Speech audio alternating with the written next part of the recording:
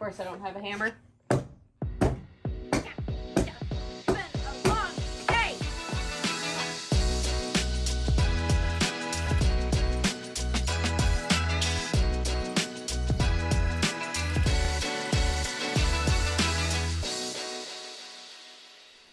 This video will be all about laying down deck boards on the framing of my new deck. This might seem straightforward and thoughtless, but there are tons of tips that will make your job go smoother if you're thinking about it beforehand and all along the way. So let's get into it.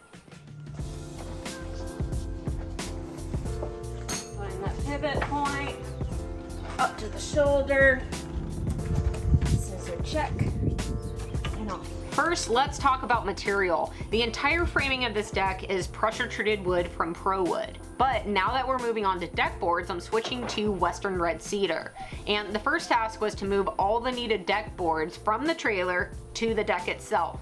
Now, these are 20-foot spans, and a tip is to be mindful of the common material choices off the shelf to be most efficient with material. An example is knowing that boards come in 20-foot lengths. I planned out the overall length of my deck to fall a little under 60 feet so that I wouldn't need to cut into a fourth board to complete a row. Once I had a good amount of boards laid up, next was to start laying them down. Let me show you the model to give you reference on the overall plan before we execute it. Since the deck boards are 20 feet long, we figured out which joist a full length could fall on while still leaving an overhang on the left. Now, you're gonna have two options. You can line up all of the seams, or you can stagger them. I'm choosing to line them up, and actually I decided to do something really special where I actually emphasize the seams. I'm doing this by turning a 2x6 deck board on edge and then sistering it to the joist to where it pops up and protrudes. When we were sistering this on, I made sure that it came in flush with one of the deck board's height. Now you gotta do it on the outside. Or actually, I guess we'll do it in the middle too. And I'll actually fast forward in the timeline here to show you the end result so that you can see what it is that I'm doing. I personally love the way that this turned out, and it was simple to create if you're interested in doing the same. With that seam joist in place, we could use it to butt up the first section of deck boards. On the seam, I did not leave a gap, but in between boards, I left a 3/16 inch of a gap. However, know that the gap is totally personal preference. I chose 3/16 because it matched my existing porch's spacing. For spacers, I recommend these 4-in-1 spacers from Spax. And a tip is I wrap a quick loop of painter's tape on the opposite side so Jake and I would have a quick visual reference when working on which side needed to point up.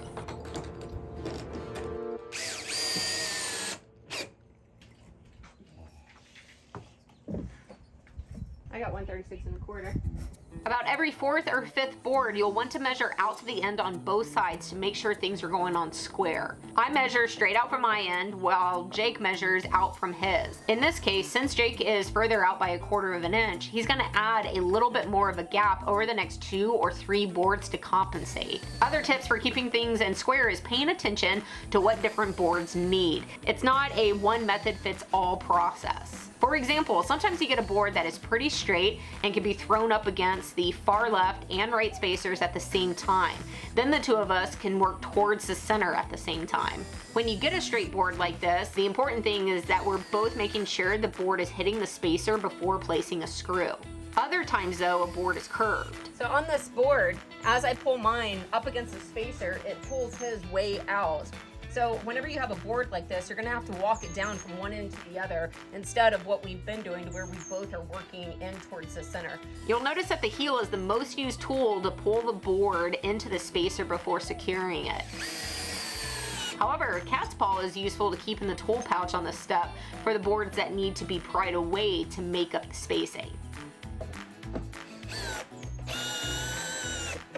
Oh, a pro tip is to be mindful of your screw placements. It looks ultra sharp when they're all in a line and about the same distance in on the board. I personally use this spacer as a guide on how far to come in to place my screw. Also, be mindful of the type of screws that you're buying. Most people reach for galvanized, but those will leave black marks and streaks on your boards once they get wet. Instead, I recommend stainless. Yes, it is more expensive, but it won't mar your beautiful surface, and they also won't break down over time.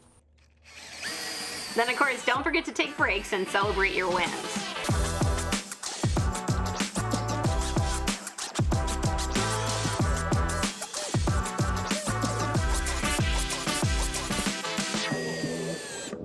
When thinking about measurements of this tee box, I shrunk down the size so that I could place a full-length board from left to right. It might seem like a little thing, but if you can save yourself from cutting every board individually, it will drastically knock time off the overall project. So again, whenever you're in that design stage, be thinking about what standard material is on the shelf. Another spacing tip for you is instead of waiting until the very end and maybe ending up with a sliver or a half a board, or in our case, we just measured out with about 4 boards, 5 boards left, and we're gonna come out dead flush, which is not what we want. We actually want to have an overhang to not only cover up the skirting that's gonna go on later, but then overhang that. So what Jake just did is he measured back to here and saw what the measurement was of 4 or 5 boards to get a sense on what we're going to be looking like at the end, and that way we can start compensating it for it now. So we've been using 3/16, but we're going to go ahead and switch to a quarter in order to make sure that we don't have a sliver or dead even at the very end.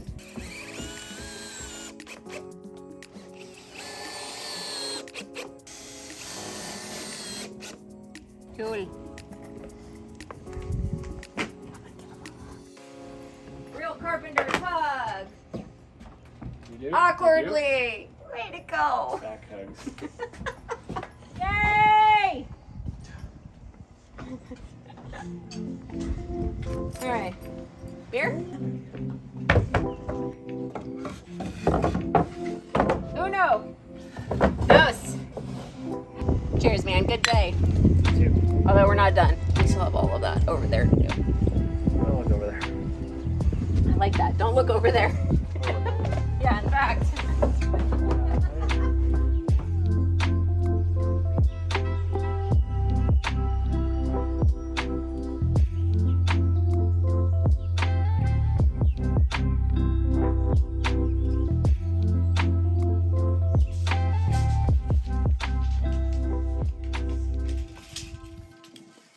So for the center section, I'm just going to be cutting each one of these boards down to length because we don't have an end to let one of the ends run wild like on the other 2 sections.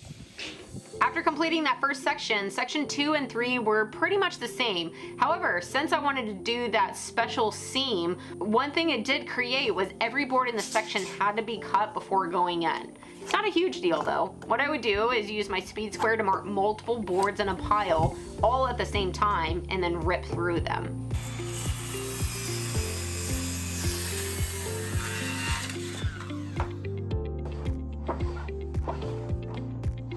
The tricky part about doing it the way that we did it, to where we completed one section at a time, is making sure that these deck boards line up to where when you look down the line, they look straight. So just know that if you're going to do it like we are doing it in sections, whoever's on this side needs to really make sure that these boards are lined up so that it has that nice straight look to it.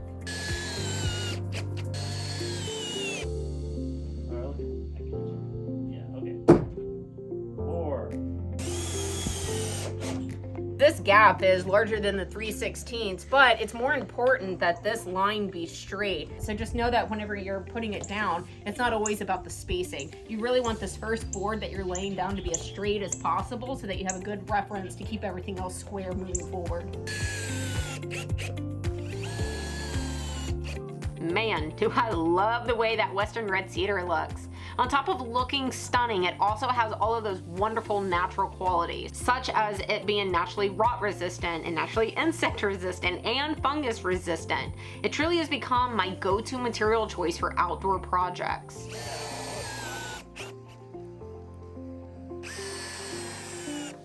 On section 3, the only special thing of note here is the pole location. There is a few different ways you can tackle something like this, but what we did was deck right over it. Again, using the seam joist to butt up the deck boards, then letting the other side run wild off the edge. So all of these boards on the end are just left wild, meaning they're overhanging. In order to find the end of the joist so I can figure out where I need to cut this, I'm gonna use my combination square just to go over and butt it up next to it. I'm gonna make a mark. However, I don't want to cut it there because I'm going to have skirting, and then over that I'm going to want an overhang. So I'm going to come out from there you know, pick my measurement and then pop a chalk line. Jacob. It's amazing how often a combination square comes in handy on construction jobs. I actually keep the 6-inch combo square in my pouch, but I have the 12-inch on site for cases like this.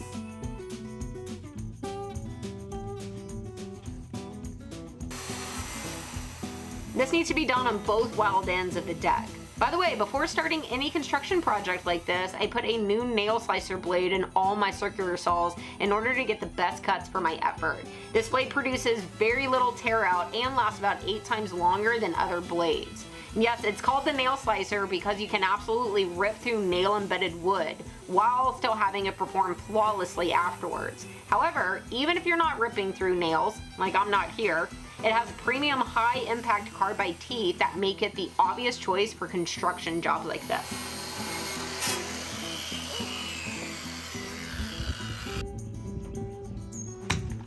Nope. Okay, and the last thing for decking is cutting out the circle for the pool. Jake and I walked around the pool to get an average circumference because the empty vessel won't be perfectly round. Then finding center of the pool framing, I used a screw and a board to draw a perfect circle.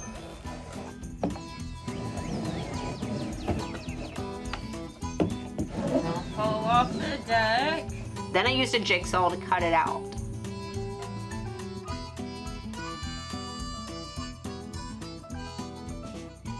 Now we will build a special platform for the pool to rest on, but there's so much to cover there that I made it a standalone video in this series, so stay tuned.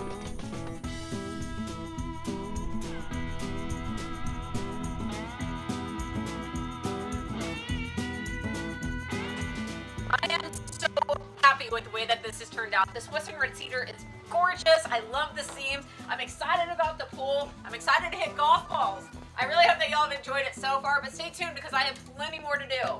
For now though, I am gonna hit some golf balls.